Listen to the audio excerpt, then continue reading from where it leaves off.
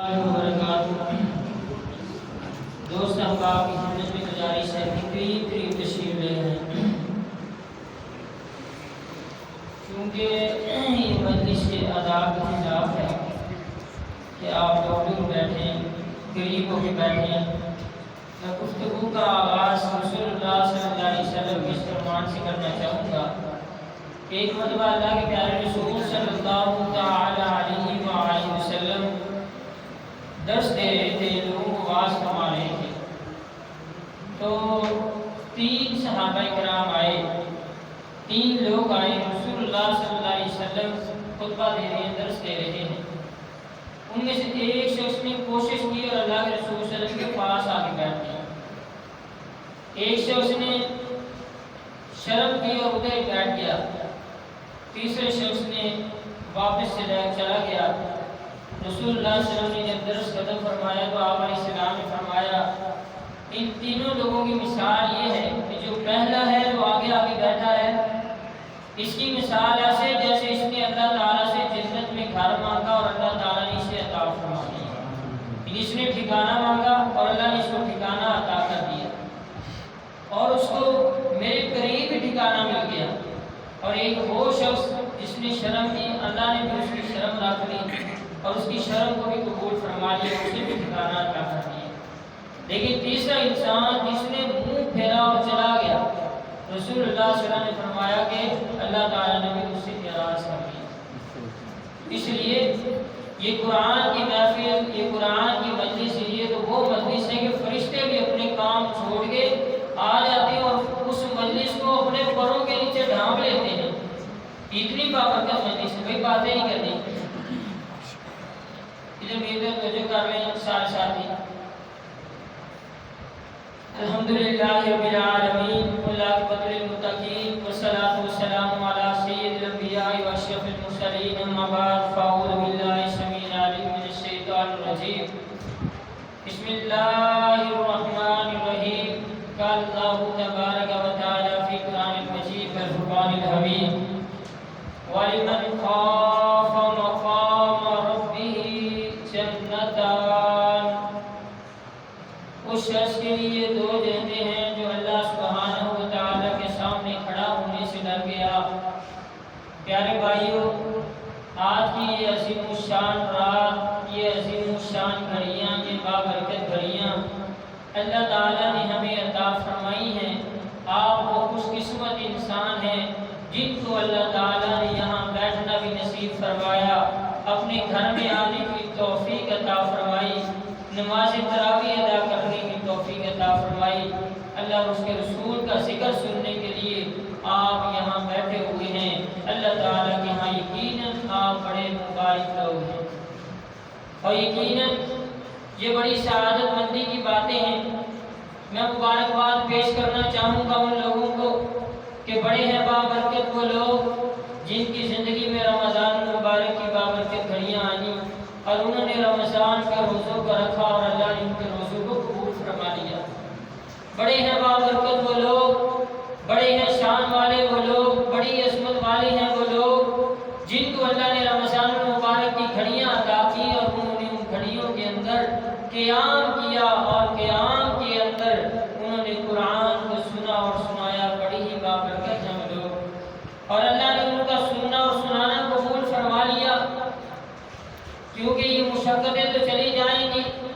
یہ بھوک کا جو آپ نے اس کو مصیبت کو، پریشانی کو برداشت کیا، پیاس کو برداشت کیا، یہ تو چلی جائے گی، لیکن اس کا اجر و ثواب باقی رہے گا۔ یہ قیام میں آپ کھڑے رہے، اپنے جسم کو آپ نے تھکایا، اور یہ تھکاوٹ تو دور ہو جائے گی، لیکن جو اجر و ثواب ہے وہ باقی رہ جائے گی۔ بڑے ہی بابرکت ہیں وہ لوگ، بڑے ہی مبارک مستحق ہیں وہ لوگ، بڑے ہی کامیاب ہیں وہ لوگ، عزتوں والے ہیں وہ لوگ، اللہ تعالیٰ کے ہاں کامیاب ہیں وہ لوگ جن کو رمضان مبارک کی بابرکت گھڑیاں ملی، اور انہوں نے ان گھڑیوں کے اندر اللہ کی کتاب قرآن سے تعلق کو مضبوط کر دیا، اور اللہ نے ان کے قرآن سے تعلق کو قبول فرما لیا۔ ان کے ایک ایک حرف کے بدلے میں جن کو اللہ نے اجر و ثواب عطا کر دیا۔ بڑے ہی بابرکت ہیں وہ لوگ، بڑے ہی مبارک مستحق ہیں وہ لوگ جن کو رمضان المبارک کی یہ بابرکت گھڑیاں مل گئی اور ان بابرکت گھڑیوں کے اندر انہوں نے اللہ کے حضور رو رو کے اپنے ہاتھوں کو اٹھا کے گڑ گڑا کے نماز کے اندر دعاؤں میں سجدوں میں اپنا رب کو منایا اور ان کا رب ان سے راضی ہو گیا. بڑے ہی بابرکت ہیں وہ لوگ جن سے ان کا رب راضی ہو گیا. صحیح معنوں میں مبارکباد کے مستحق ہیں وہ لوگ جن سے ان کا رب راضی ہو گیا. بڑی ہی مبارکباد کے مستحق ہیں وہ لوگ جن کو رمضان مبارک کی بابرکت گھڑیاں مل گئی اور وہ اللہ کے سامنے کھڑے ہونے سے ڈر گئے, جن کے دل میں اللہ کا ڈر اور خوف پیدا ہو گیا. بڑے بد نصیب ہیں وہ لوگ جن کو رمضان مبارک کی بابرکت گھڑیاں نصیب ہوئیں لیکن انہوں نے ان گھڑیوں سے فائدہ نہیں اٹھایا, محروم رہ گئے, لیلۃ القدر سے محروم رہ گئے, سوئے رہے. کوئی بازار میں شاپنگ میں لگا رہا, کوئی اپنے کچن کے اندر کھانے پکانے میں مصروف رہی, کوئی جناب دنیا کے کاموں کے اندر مشغول و مصروف رہے, عید کی تیاریوں میں اپنے آپ کو لگائے رکھا, دنیا کی تیاریوں کے اندر تو مصروف رہے لیکن نہیں پیدا ہوا ان کے دل میں تو اللہ کا ڈر اور اللہ کا خوف پیدا نہیں ہوا. یہ لوگ بد نصیب لوگ ہیں, بڑے خوش نصیب ہیں وہ لوگ. پھر کہوں گا مبارکباد کے مستحق ہیں وہ لوگ جن کو رمضان مبارک کی بابرکت گھڑیاں نصیب ہوئیں اور انہوں نے اپنی آنکھوں سے آنسوں کی قطروں کو بہا دیا. اگر اللہ کے ڈر سے ایک آنسو کا قطرہ بھی آنکھوں سے بہہ گیا, امام کائنات صلی اللہ علیہ وسلم فرماتے ہیں کہ اللہ تعالیٰ اس شخص پر جہنم کی آگ کو حرام کر دیتا ہے جس کی آنکھوں سے آنسو کا قطرہ بہہ جاتا ہے. تلاش کر اس آنکھ کو جو اللہ کے حضور آنسو بہاتی ہے. آج ہماری آنکھوں سے آنسو تو آتے ہیں, کبھی ہم نے سوچا دکان پہ نقصان ہو جائے ہم آنکھوں سے آنسو بہانا شروع کر دیتے ہیں, اولاد کا نقصان ہو جائے آنکھوں سے آنسو بہانا شروع کر دیتے ہیں, کوئی پیارا دنیا سے چلا جائے آنکھوں سے آنسو بہانا شروع کر دیتے ہیں. یقیناً یہ سارے آنسو جو کسی کی جدائی پہ بیٹھ کر جو ہماری آنکھوں سے نکل آتے ہیں وہی آنسو ہماری مال کے نقصان پہ, جان کے نقصان پہ ہماری آنکھوں سے نکل آتے ہیں. ایک آنسو وہ ہیں جو اللہ کے خوف سے آپ کی آنکھوں سے جاری ہے. اللہ کو یہ آنسو بڑے محبوب ہیں. جو سجدے میں آنسو گرتے ہیں وہ آنسو اللہ کے بڑے پیارے لگتے ہیں. جو آنسو اللہ کے حضور قیام میں گرتے ہیں اللہ ان آنسو کی بڑی لاج رکھتا ہے. اللہ فرماتے ہیں یہ چیز ہی ناممکن ہے, ایک وہ جہنم ہو, ایک طرف میری خوف سے آنسو بہانے والی آنکھ ہو. اللہ ان دونوں کو جمع کر دے یہ ممکن ہی نہیں. بلکہ آپ علیہ السلام نے یہاں تک فرمایا, آپ علیہ السلام نے یہاں تک فرمایا کہ انسان جو آنکھوں سے آنسو بہاتی ہے اللہ سے ڈر کی وجہ سے, اللہ کے ڈر کی وجہ سے آنکھوں سے آنسو کا قطرہ بہہ نکلتا ہے. امام کائنات صلی اللہ تعالی علیہ وسلم نے فرمایا جس طرح جانور بھیڑ بکری یا کوئی بھی جانور ہے اس کے تھنوں میں دودھ واپس چلا جائے, جس طرح دودھ نکال لیتے ہیں اس طرح اس کے دودھ تھنوں میں واپس چلا جائے اس وقت تک وہ آدمی جہنم میں نہیں جائے گا. کیا مطلب ہے؟ جو تھنوں سے دودھ نکل آیا وہ واپس نہیں جا سکتا. اور اللہ کے ڈر سے اللہ کے خوف کی وجہ سے جو آنکھوں سے آنسو کے قطرات گرتے ہیں اللہ کو وہ اتنے پیارے لگتے ہیں, اتنے محبوب ہیں. اللہ فرماتے ہیں کہ ایسے انسان کے جہنم کی آگ کو حرام کر دیتے ہیں. اللہ سے دعا کیا کرو اللہ آنکھوں سے آنسو بہائے. اگر ہماری آنکھوں سے جاری ہوں آنسو تو وہ اللہ کے خوف کی وجہ سے ہوں, اللہ کے ڈر کی وجہ سے ہوں. صحابہ کرام کی زندگیاں دیکھیں, ہمارے پورا رمضان گزر گیا, آخری تاک رات ہے, ہو سکتا ہے زندگی کی آخری تاک رات ہو, اس کے بعد آپ کو رمضان نصیب نہ ہو. بڑے لوگ یہ سمجھتے ہیں کہ ہم زندہ رہیں گے. نہیں میرے بھائیوں, بڑے لوگ تھے جو آپ سے پہلے تھے جو یہ سمجھتے تھے ہمیں رمضان کی گھڑیاں مل جائیں گی, ہم دوبارہ ہم اگلے رمضان میں تیاری کر لیں گے. بڑے لوگ تھے, جاؤ قبرستان کا وزٹ کیا کرو, کبھی دیکھا کرو. بڑے لوگ تھے جو یہ کہا کرتے تھے ہم کل نماز پڑھیں گے, کل نہیں آیا ان کی نماز اس لیے ابھی یہ بھائی ابو بکر کی والدہ فوت ہو گئی، اللہ تعالیٰ ان کی مغفرت فرمائے۔ تو یہ زندگی انسان کی اسی طرح ہے، کیا پتا کہ یہ تاج راج نصیب نہیں ہونی تھی۔ اسی طرح بڑے لوگ ہیں جن کو یہ رمضان المبارک کی بابرکت گھڑیاں نہیں ملی، اگر آپ کو مل گئی ہے تو ان کی قدر کر لیں۔ یہاں آپ کا بیٹھنا معمولی نہیں ہے، آپ ان کی قدر ان سے پوچھیں۔ کہنے والا کہتا ہے اگر مردوں کو اللہ تعالیٰ کسی چیز کے بارے میں کہہ دے کہ بھی تم جو مانگنا چاہتے ہو مانگ لو، دنیا کی نعمتوں میں سے کوئی چیز اگر دوبارہ مانگنا چاہتے ہو، تمہیں دنیا کی زندگی دی جائے اور اس میں تم کوئی چیز مانگنا چاہو تو کیا مانگو گے؟ کہا اہل قبور قبر والے یہی خواہش کریں گے ہمیں رمضان المبارک کی چند گھڑیاں عطا کر دیں۔ اتنا بابرکت مہینہ میرے بھائیوں، اور اس کی یہ بابرکت گھڑیوں میں آپ یہاں پہ بیٹھے ہوئے ہیں، آپ کا بیٹھنا بھی مبارکباد کے آپ مستحق ہیں، بڑے ہی مبارکباد کے مستحق ہیں وہ لوگ جو اللہ کے ذکر کے لیے، اللہ سے اللہ کے ڈر کی وجہ سے اپنی نیندوں کو حرام کیا ہوا ہے، اللہ کے ذکر کے لیے بیٹھے ہوئے ہیں۔ یہ لوگ اللہ تعالیٰ کے ہاں بڑے بابرکت لوگ ہیں، بڑے مبارکباد کے مستحق ہیں وہ لوگ۔ رسول اللہ صلی اللہ علیہ وسلم نے فرمایا اللہ سبحانہ و تعالیٰ کا قاعدہ اور قانون یہ ہے کہ اللہ کسی شخص پہ دو خوف جمع نہیں کرتا، اللہ کسی انسان پہ دو امن جمع نہیں کرتا۔ کہا اللہ کے رسول دو خوف کیا ہے، دو امن کیا ہے؟ آپ علیہ السلام نے فرمایا کہ جو دنیا میں اللہ سے بے خوف رہا، دنیا میں رہتے ہوئے اللہ سے ڈر کے زندگی نہ گزاری، ایسا جو بندہ ہے اللہ کے دربار میں آئے گا، اللہ کی ہاں کو ڈر رہا ہوگا، قیامت کے دن اس پہ لرزہ طاری ہوگا۔ اور جو انسان دنیا میں اللہ سے ڈر کے زندگی گزارنے والا جب اللہ کے دربار میں آئے گا، اللہ تعالیٰ آخرت کے خوف سے بے نیاز کر دے گا، آخرت میں وہ امن میں ہوگا، اسے کوئی خوف نہیں ہوگا۔ لَهُمْ أَجْرُهُمْ عِنْدَ رَبِّهِمْ وَلَا خَوْفٌ عَلَيْهِمْ وَلَا هُمْ يَحْزَنُونَ۔ اللہ فرماتے ہیں میرے ولی جب میرے پاس آئیں گے نہ انہیں خوف ہوگا نہ انہیں غم ہوگا، ایسی زندگی گزار کے آنے والے جن کی آنکھوں سے آنسو کی قطرات بہے ہوں۔ آج ہم کہتے ہیں قاری صاحب ہمیں رونا نہیں آتا، آنکھوں سے آنسو نہیں بہتے۔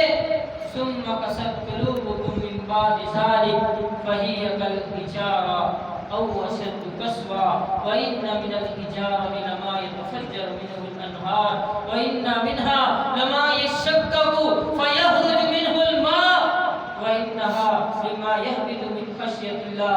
اللہ سبحانہ و تعالیٰ پتھروں کا ذکر کرتے ہیں، اللہ فرماتے ہیں انسان کیا تیری آنکھ پتھروں سے بھی زیادہ سخت ہوگی؟ یہ اللہ کے ڈر سے روتے نہیں ہے، پتھر بھی آنسو بہاتے ہیں، اللہ کے ڈر سے پھٹ جاتے ہیں اور ان سے چشمے چل پڑتے ہیں۔ اللہ فرماتے ہیں بعض پتھر اللہ سے ڈر کے اپنی جگہ چھوڑ دیتے ہیں، گر جاتے ہیں۔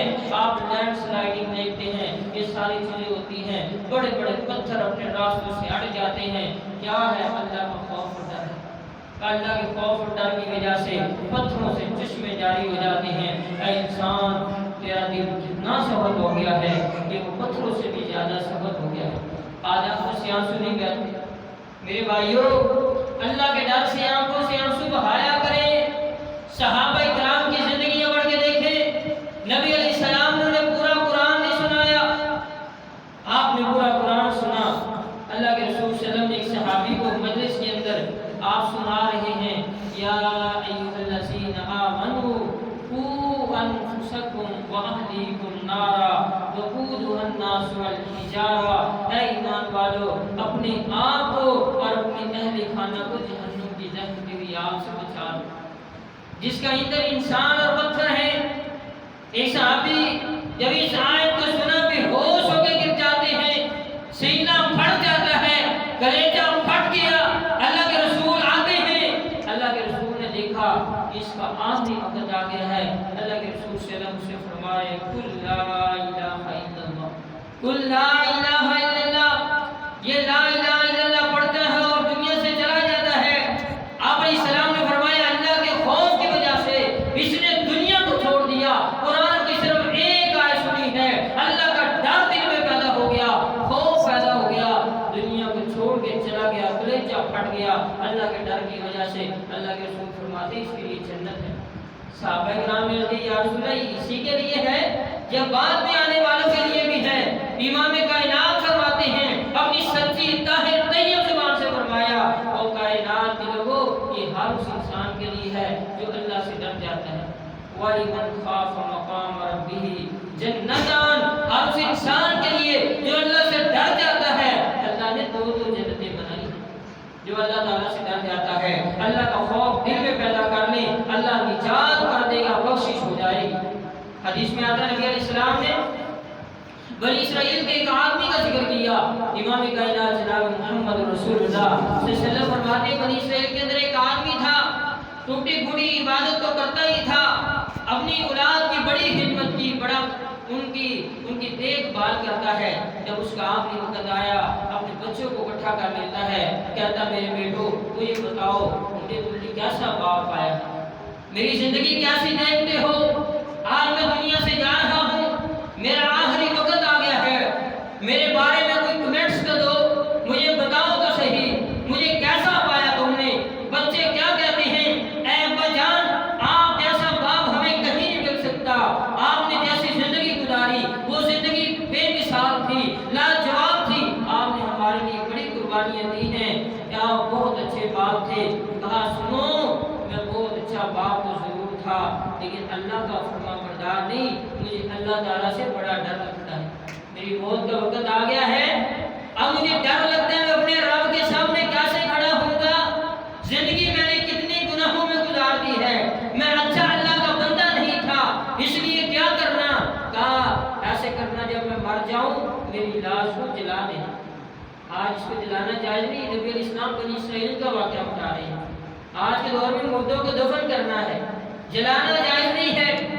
اب اس حدیث کے اندر اللہ کے رسول فرماتے ہیں اس نے کہا میری میت کو جلا دینا اور اس کی راہ کو ہواؤں میں اڑا دینا، کچھ سمندروں میں کچھ ہواؤں میں کوئی مختلف جگہ پہ، تاکہ اللہ مجھے کھڑا نہ کرے میں اللہ کے سامنے کچھ منہ سے جاؤں۔ کبھی ہم نے سوچا ہماری زندگی گناہوں سے لبریز ہے، گناہوں سے بھری ہوئی زندگی، پڑی نہ تھی جب تک اپنے گناہوں پہ نظر، بڑے دیکھے اوروں کے عیب و ہنر، پڑی جب اپنے گناہوں پہ نظر، نگاہ میں کوئی برا نہ رہا۔ آج ہم دوسرے کے کہتے ہیں فلاں چور ہے، فلاں ڈاکو ہے، فلاں نے یہ کیا، فلاں نے وہ کر دیا، فلاں زانی ہے، فلاں شرابی ہے۔ بھائی چھوڑ دو دوسروں کو، اپنی زندگی کو دیکھو، آپ کا کیا کردار ہے، آپ کس لیول پہ کھڑے ہوئے ہیں، آپ اپنے آپ کو دیکھیں۔ میں اپنے گریبان میں نظر ڈالوں، یہ رمضان کا آخری عشرہ آ گیا ہے، ہم نے کتنے آنسو اللہ کے سامنے بہائے ہیں، کتنی راتیں ہیں جو مصلی پہ آنسو بہاتے ہوئے گزر گئی ہیں۔ کبھی ہم نے اپنے ضمیر کو جھنجھوڑا ہے یا نہیں جھنجھوڑا؟ آئیے اپنے ضمیر کو جھنجھوڑ لیں، آج آخری تاکرات ہے، آج اپنے رب کو رو رو کے منا لیں، یا اللہ تو ہم سے راضی ہو جا، ہمارے گناہوں کو معاف کر دے۔ اللہ تعالیٰ معاف فرما دے گا، اللہ بڑا غفور رحیم، اللہ کی بخشش اور رحمت سے نا امید نہیں ہونا چاہیے۔ اب یہ بندہ اللہ تعالیٰ سے ڈر گیا، لیکن جب تک اللہ سے بندہ ڈرتا نہیں اس وقت تک اللہ بھی معاف نہیں کرتا۔ اب یہ معاملہ وہ فوت ہوا لوگوں انہوں نے جیسے باپ نے وصیت کی ویسے کر دیا، اللہ نے اسی وقت اس کو کھڑا کیا، ہواؤں کو حکم دیا اس کی رات کو اکٹھا کرو، سمندروں کے پانیوں کو کہا اس کی رات کو اکٹھا کر دو، اللہ نے اسے انسان بنا کے دوبارہ اپنے سامنے کھڑا کر دیا، فرمایا بتا میرے بندے یہ کیوں کر کے آیا تھا، ایسا عمل تو نے کیوں کیا ہے؟ کہا یا اللہ میں تیرے سامنے کھڑا ہونے سے ڈر گیا۔ اللہ فرماتے میرے فرشتوں گواہ ہو جاؤ، یہ میرے سامنے کھڑا ہونے سے ڈر گیا تھا، میں نے اسی وجہ سے اس کی بخشش فرما دی، اسی وجہ سے اس کو معاف کر دیا۔ تیرا زندگی میں ایک سجدہ تو ایسا ہو جو اللہ سے ڈر کی وجہ سے، کوئی ایک قیام تو ایسا ہو نا جو زندگی میں اللہ کے ڈر کی وجہ سے ہو، آنکھوں سے آنسو بہ رہے ہوں، کوئی ایک قیام ایسا لے آؤ، کوئی ایک سجدہ ایسا لے آؤ، اللہ کے حضور کی ایسی قرآن کی تلاوت لے کے آ جاؤ۔ حدیث میں آتا ہے حضرت عبداللہ بن مسعود نبی صلی اللہ علیہ وسلم فرماتے ہیں عبداللہ مجھے قرآن سناؤ۔ حضرت عبداللہ بن مسعود کہتے ہیں اللہ کے رسول قرآن تو آپ کو اترا ہے میں کیسے سناؤں؟ اللہ کے رسول فرماتے ہیں میرا دل کرتا ہے کہ میں تجھ سے قرآن سناؤں۔ حضرت عبداللہ بن مسعود نے قرآن سنانا شروع کیا، سورۃ النساء کی تلاوت کر رہے ہیں، اللہ کے رسول فرماتے ہیں عبداللہ بس کرو رک جاؤ۔ حضرت عبداللہ اپنے دھیان سے قرآن پڑھ رہے تھے، اللہ کے رسول صلی اللہ علیہ وسلم سن رہے تھے، حضرت عبداللہ فرماتے ہیں اللہ کے رسول کی آنکھوں سے اتنے زیادہ آنسو کہ داڑھی مبارک تر ہو چکی، اللہ کے رسول اس قدر آنسو بہا رہے ہیں۔ ہماری زندگی میں کتنی بار قرآن آیا، کیا ہم نے آنسو بہائے؟ کیا ہم نے قرآن کو سنا اور آنسو بہائے؟ کیا ہماری زندگی کی کوئی ایسی ایک تلاوت ہو، کوئی ایک تلاوت جو ہم نے کی ہو؟ اللہ کے رسول تو ایک ایک آیت کے اوپر ساری ساری رات روتے رہے، ساری ساری رات رو رو کے اللہ کے حضور آپ کا گناہ کوئی نہیں، اللہ کے رسول نے جنت کا دروازہ کھلوانا ہے، لیکن اس کے باوجود اللہ کے رسول رو رو کے اللہ کو مناتے جا رہے ہیں۔ آپ کی زندگی میں بھی ایسی رات ہونی چاہیے، آپ کی زندگی میں بھی ایک ایسی تلاوت ہونی چاہیے میرے بھائیوں، آپ کی زندگی میں بھی ایک ایسا سجدہ ہونا چاہیے جو آنسوؤں سے لبریز ہونا چاہیے، خوف خدا والا ہونا چاہیے، اللہ کے ڈر سے ہونا چاہیے، یہ ہماری زندگی میں ضرور ہونا چاہیے۔ اللہ نجات کر دے گا۔ کون سے اعمال ہیں جن سے انسان کے دل میں اللہ کا ڈر پیدا ہوتا ہے؟ پہلی چیز جو ہے وہ یہ ہے میرے بھائیوں کہ انسان کے دل میں یہ ہونا چاہیے کہ میرا رب مجھے دیکھ رہا ہے۔ آج ہم کیمرے کی آنکھ سے بڑا ڈرتے ہیں۔ دیکھیں نا، اگر قانون بنا ہو نا 3 سواریاں ایک گاڑی پہ نہیں بیٹھ سکتی، تو آگے پولیس کا ناکہ لگا ہو تو ایک کو اتار دیتے بھی تم یہاں اتر جاؤ، آگے جا کے پھر بیٹھ جانا، کیونکہ وہاں پہ وہ چلان کر دے گی۔ یہ پولیس کا ڈر ہے۔ کیمرہ لگا ہو، بندہ محتاط ہو جاتا ہے، یار یہاں کیمرہ لگا ہوا ہے، لکھا ہوتا ہے کیمرے کی آنکھ آپ کو دیکھ رہی ہے۔ بلکہ قاری صاحب نے اپنا مسجد کا واقعہ بتایا، کہیں مسجد میں جوتے بڑے چوری ہوتے ہیں، تو ہم نے کیا کیا، ہم نے کیمرہ لگا دیا وہاں پہ اور ساتھ لکھ دیا کہ کیمرے کی آنکھ آپ کو دیکھ رہی ہے۔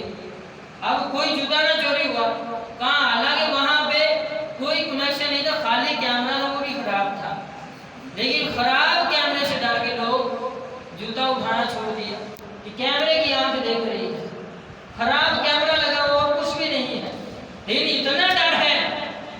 یہی چیز اللہ کے بارے میں ہونی چاہیے تھی، اللہ کا ڈر ہونا چاہیے تھا۔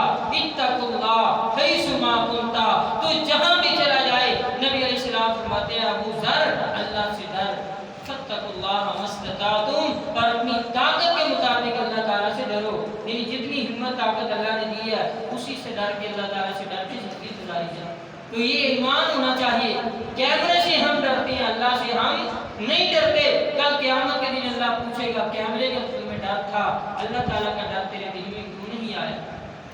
صبر اور حضر کو دیکھیں، انسان گناہوں سے بچ جاتا ہے جب اس کے دل میں یہ ہو کہ میرا رب مجھے دیکھ رہا ہے، ہر وقت میرا رب میرے ساتھ ہے۔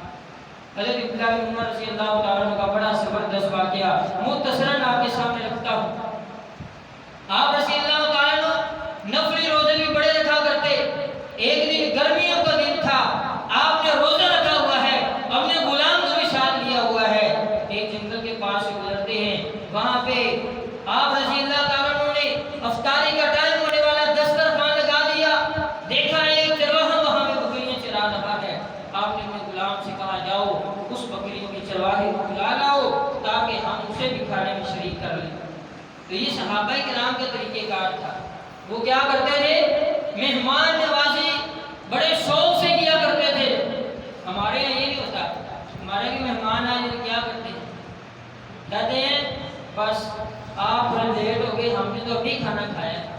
کیا مطلب کہ مہمان کو نہیں ملے گا، یا لڑائی جھگڑا آپ اس میں شروع کر دیں گے تاکہ مہمان وہاں سے چلا جائے، یا یہ کہیں گے ہم تو ابھی دوسروں کے گھر جا رہے تھے، ہم تو آپ ہی کی طرف آ رہے ہیں، تاکہ مہمان بھی پورا ہو جائے اور مہمان نوازی سے بچ جائے۔ نہیں میرے بھائی، بلکہ گاؤں کے اندر، بعض گاؤں کے اندر ایسے ہوتا ہے کہ مسجد کے اندر مہمان آ جائے تو مولوی صاحب اسپیکر کھول لیتے ہیں، اسپیکر کھول کے اعلان کرتے ہیں حضرات مسجد وچ 2 مہمان آئے ہیں، تیسرا میں ہاں، تے 3 بندیاں دا کھانا تسی مسجد وچ پہنچانا ہے، بجائے کہ یہ خود ان کی مہمان نوازی کی جاتی۔ یہ ہمارا طرز عمل ہے، یہ غلط طرز عمل ہے۔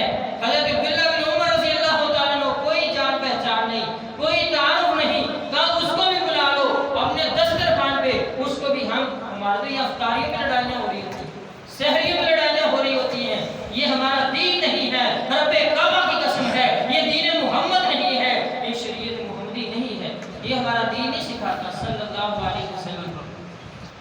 ہمارے دین نے کیا سکھایا؟ حضرت عبداللہ بن عمر کے بلا کے لاؤ، اس کو بلایا گیا، اس نے کہا میں نے بھی روزہ رکھا गर्मी और इसने नफली रोजा रखा हुआ है, बकरियां चरा रहा है। आज हमें चाहिए बहाने फर्जी रोजा छोड़ने के भी हम ढूंढते कि बहाना ही मिल जाए, किसी तरीका कारी साहब से रुखसत मिल जाए, डॉक्टर से भी कोई हमें सर्टिफिकेट मिल जाए, कोई मुफ्ती साहब से भी हमें कोई दलील मिल जाए ताकि रोजे में रुखसत हासिल हो जाए।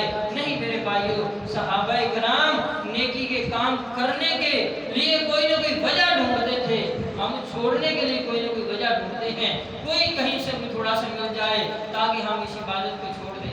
हज़रत बिलाल बिन उमर बड़े हैरान हुए, कहा इसका इम्तिहान लेते हैं, कहा ऐसे करो अपने जानवरों में से एक बकरी हमारे वाले कर दो, हम तुम्हें उसके पैसे दे देंगे। कहा ये बकरियां मेरी नहीं है, मेरे मालिक की हैं। कितना ईमानदार मुलाजिम है, कहा ये बकरियां मेरी नहीं मेरे मालिक की हैं। कहा यहाँ मालिक कौन सा देख रहा है, उसे क्या देना, भेड़िया खा गया, ये जंगल के अंदर गुम हो गई हैं, क्या पता चलता इतनी बकरियां एक बकरी ना भी हो तो मालिक को कौन सा पता चलेगा।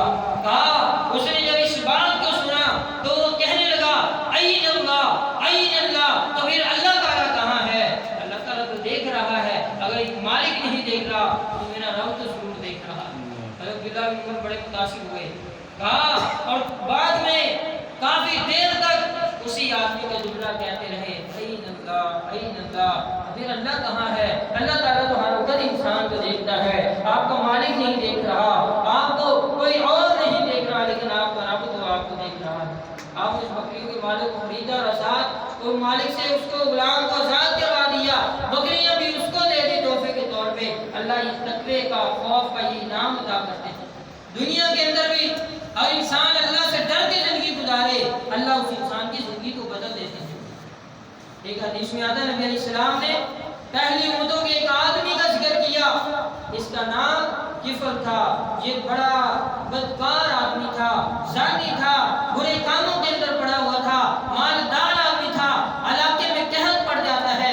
हदीस में आता है एक औरत इसके पास आती है, आके कहती है किफल मेरे बच्चे भूखे प्यासे हैं, ऐसे करो हमारी कुछ मदद कर दो। उसने कहा मैं तुझे इतने पैसे दूंगा, लेकिन उसके लिए आपको एक रात मेरे साथ गुजारनी हो। उस औरत ने कहा नहीं, ये गुनाह का काम मैं नहीं कर सकती। वो चली गई, घर में गई, भूखे प्यासे बच्चों को देखा, दोबारा वापस आ जाती है, कहती है ठीक है आप मुझे वो पैसे दे दो, मैं रात को दोबारा तुम्हारे पास आ जाऊंगी, ताकि मुझे अपने बच्चों की भूख प्यास देखी नहीं जाती। अब वो अपने बच्चों को चीजें वगैरह लेके चली गई, रात का वक्त हुआ, आ गई। अब किफल ने सारे दरवाजों को बंद कर दिया। अब ये औरत कब कबा रही है, अल्लाह का डर इसके दिल में है, अल्लाह के खौफ इसके जिस्म पे लर्जा तारी है, कांपती हुई ये खड़ी है, ये देख के हैरान हो रहा है। कहा है बीबी अभी तूने गुनाह किया नहीं है, फिर तेरी आंखों से आंसू हैं, फिर तू इतना ज्यादा रो रही है, मैंने तो सारी जिंदगी ऐसे गुजार दी। ये औरत कहती है आपने तो कहा था कि सारे दरवाजे बंद कर दूंगा, लेकिन एक दरवाजा तो अभी भी खुला है। उसने कहा मैंने अपने घर के सारे दरवाजों को बंद कर दिया है, तू बेफिक्र हो जा, सारे घर के दरवाजे बंद हैं। उसने कहा इन तुगलिकु कुल्ल बाब, अगर सारे के सारे दरवाजे इन तुगलिकु अलैना कुल्ल बाब, हमारे ऊपर सारे दरवाजे बंद कर दिए गए हैं, बकिया बाबुन बैनना व बैन रब्बुना, लेकिन एक दरवाजा अभी भी किफल खुला हुआ है, वो दरवाजा हमारा और हमारे रब का है, हमारा रब हमें अभी भी देख रहा है, ये कांप रहा है, डरना शुरू कर देता है कि किफल तुमने सारी जिंदगी गुनाहों में गुजार दी, इस औरत ने भी गुनाह किया नहीं, अल्लाह से इतनी डर रही है, तेरा क्या बनेगा। इस औरत से कहा जा चली जा, मैं तुझे छोड़ दिया। ये औरत चली जाती है अपने घर के अंदर। अब ये रोता है, अल्लाह के हुजूर आंसू बहाता है और अल्लाह से डरता और खौफ का ये आलम है, अल्लाह से सच्ची तौबा कर लेता है। सुबह का सूरज तुलू होता है, लोग देखते हैं किफल का दरवाजा आज नहीं खुला, किफल का दरवाजा आज नहीं खुला, क्या बात है। लोगों ने देखा किफल मर चुका है, किफल दुनिया को छोड़ चुका है। लोगों ने कहा किफल को अल्लाह ने सुबह बना दिया होगा, किफल को अल्लाह ने खंजीर बना दिया होगा, कि किफल के साथ बड़ा बुरा मामला पेश आया होगा, किफल का अंजाम बड़ा बुरा हुआ होगा। अब ये किफल जो है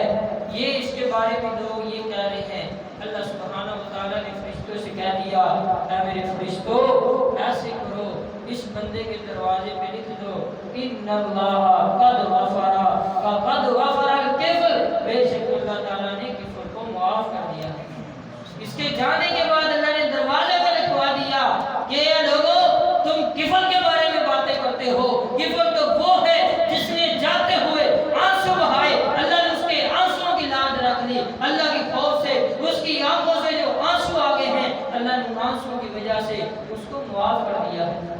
اگر آپ کے دل میں اللہ کا ڈر پیدا ہونا چاہیے تو وہ کیسے پیدا ہوگا؟ آپ یہ ذہن میں رکھیں کہ میرا رب مجھے دیکھ رہا ہے، اللہ کا ڈر آپ کے دل میں پیدا ہو جائے گا۔ دوسری بات اور آخری بات، اس کو بڑا لمبا ٹاپک ہے، آخری بات وہ یہ ہے کہ نیک لوگوں کی صحبت کو اختیار کریں۔ آپ اگر گناہوں کی زندگی گزار رہے ہیں، اگر آپ برائی کی زندگی گزار رہے ہیں، آپ کو کبھی بھی سکون نہیں مل سکتا۔ نیک لوگوں کی صحبت کو اختیار کر لیں، اللہ سبحانہ و تعالی آپ کی دنیا اور آخرت کو بہتر کر دے گا۔ شیخ سعدی رحمۃ اللہ علیہ نے زمین پہ پڑے ہوئے پھول کو اٹھایا اور زمین کو اس کی مٹی کو سونگا تو اس میں جو خوشبو آ رہی تھی، سعدی کہتے ہیں مٹی تو خوشبودار کیسی ہوگی ہے، تیرے اندر تو خوشبو نہیں ہوتی۔ اس نے کہا سعدی میں پھول کی صحبت میں کچھ عرصہ رہی ہوں، اس وجہ سے میرے اندر خوشبو آ گئی ہے۔ اگر آپ علماء کی محبت میں علماء کے پاس بیٹھیں گے، دین والوں کی محبت میں اللہ والوں کے پاس آ کے بیٹھیں گے، اللہ آپ کی زندگی کو بدل کے رکھ دے گا۔ اگر آپ چاہتے ہیں آپ کی زندگی میں انقلاب آ جائے، پھر اپنی صحبت کو اچھا کر لیں، اللہ آپ کی صحبت کی وجہ سے اللہ آپ کی زندگی کو بدل کے رکھ دے گا۔ حدیث میں آتا ہے فضیل بن عیاض رحمۃ اللہ علیہ بڑے مشہور قاضی ہیں، یہ وقت کے بہت بڑے ڈاکو تھے، اپنے زمانے کے اپنے علاقے کے بڑے معروف ڈاکو کہ لوگ دن کے اجالوں میں بھی ڈرا کرتے تھے، کہیں فضیل بن عیاض آ جائے، جہاں فضیل آ جاتا ہے اس سے کوئی اپنا مال جان نہیں بچا سکتا۔ یہ فضیل اتنے بڑے ڈاکو تھے۔ ایک وقت ایسا آیا کسی گھر میں چوری کرنے کے لیے آتے ہیں، دیوار پھیلانے کے لیے دیوار پہ چڑھے، گھر کے اندر کوئی تلاوت کر رہا ہے، کوئی مرد ہے یا عورت ہے، کوئی تلاوت کر رہا ہے، قرآن کی ایک آیت کو سنا، دیوار پہ بیٹھے ہوئے ہیں، پورا قرآن ہی سنا، قرآن کی ایک آیت کو سنا، زندگی بدل گئی۔ کیا سنا؟ الم یعن للذین آمنوا ان تخشع قلوبهم لذکر اللہ۔ اللہ فرماتے ہیں اے ایمان والو، کیا تمہارے اوپر ابھی وہ وقت نہیں آیا کہ تمہارے دل اللہ تعالیٰ سے ڈر جائیں؟ کیا تمہارے لیے ابھی وہ وقت نہیں آیا ہے کہ تم اللہ سے ڈر کے زندگی گزارو؟ کیا تمہارے لیے وہ وقت نہیں آیا کہ توبہ اور استغفار کا راستہ اختیار کرو؟ فضیل کے کانوں میں صرف یہ آیت پڑھی ہے، فضیل وہیں پہ بیٹھ جاتے ہیں، یہ آیت تو میرا رب میرے بارے میں بیان کر رہا ہے۔ کبھی ہم نے سوچا سارا قرآن سن لیا، ہم نے سوچا کہ یہ آیت میرے رب نے میرے بارے میں اتاری ہے، اللہ مجھے مخاطب کر رہا ہے، اے فلاں یہ تیرے لیے ہے، آج تیرے پاس وقت ہے، آج تیرے پاس ٹائم ہے، آج اس گھڑی کو ضائع نہ کر، ابھی توبہ کا وقت نہیں تیرے پاس آیا۔ فضیل زبان سے جاری ہو جاتا ہے الآن ربی الآن یا ربی الآن یا ربی، اے میرے رب کیوں نہیں؟ بلا وہ وقت آ گیا ہے فضیل کی زندگی میں، فضیل کی زندگی میں انقلاب آ گیا ہے، فضیل کی زندگی میں تبدیلی آ گئی ہے۔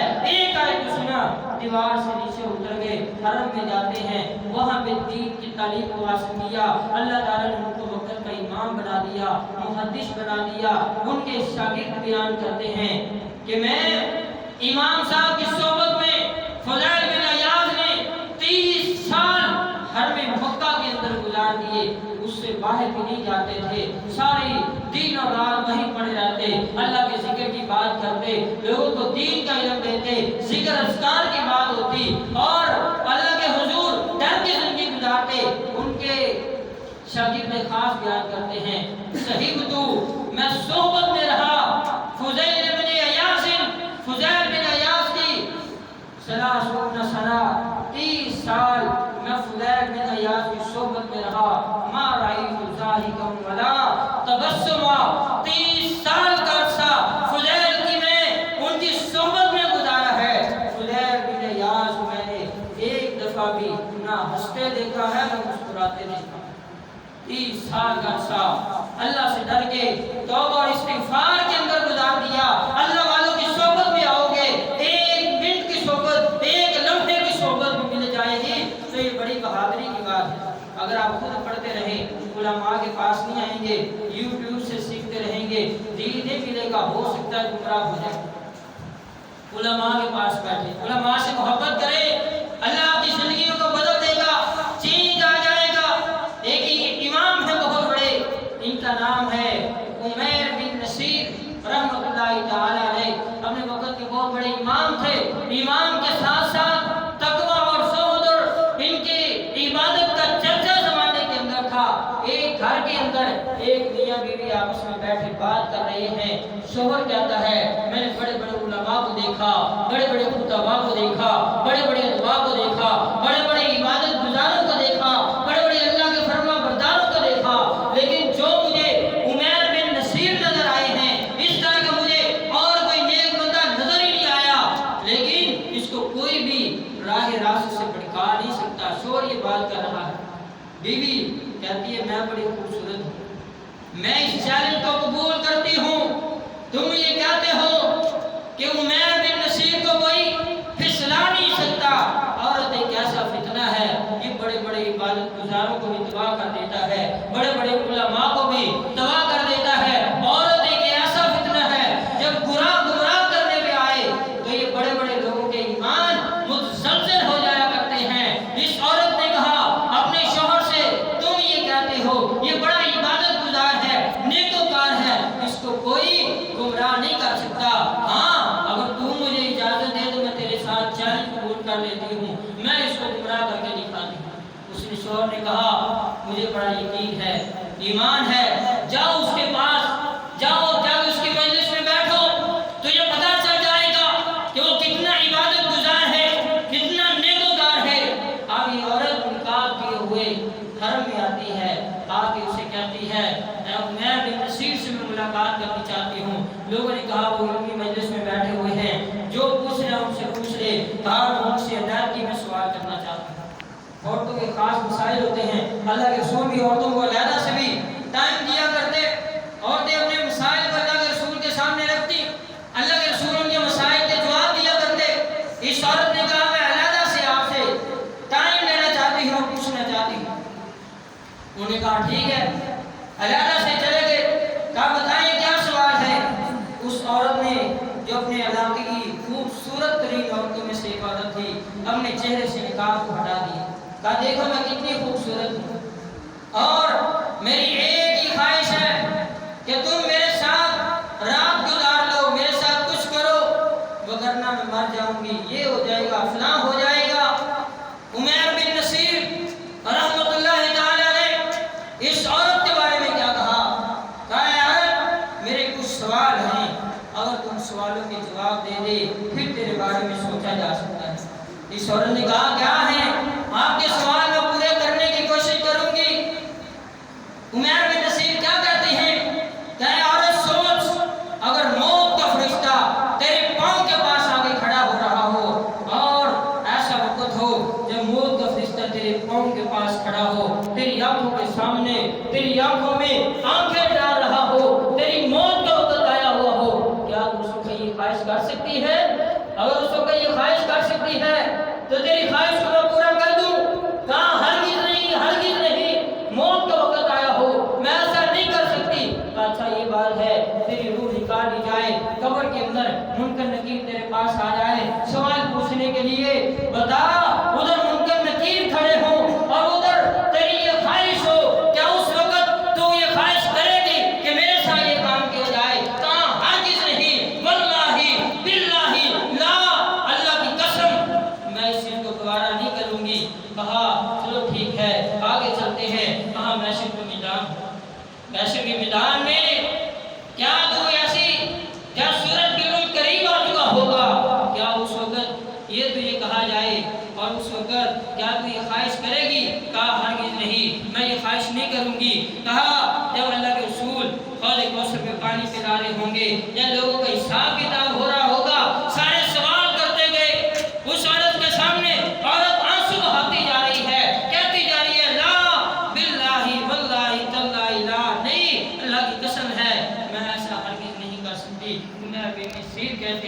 پھر میں بھی یہ کام نہیں کر سکتا۔ تو جس مقصد کے لیے آئی ہے پھر اس مقصد کو پورا نہیں کیا جا سکتا۔ آگے روتی ہوئی وہاں سے آ جاتی ہے اور اس عورت کا شوہر کہتا ہے بتا کیا معاملہ بنا ہے؟ یہ بتاتی کچھ نہیں۔ کہا واقعی جیسے تم نے کہا تھا وہ سچ میں اللہ کا ولی ہے، اس کو کوئی عورت بھی گمراہ نہیں کر سکتی، اس کو کوئی عورت بھی اس کے راستے میں بھٹکا نہیں سکتی۔ اللہ کا ڈر اس بندے کے سینے میں محفوظ ہے۔ وہ آدمی بیان کرتا ہے عمیر بن نصیر نے میری بیوی کو خراب کر دیا۔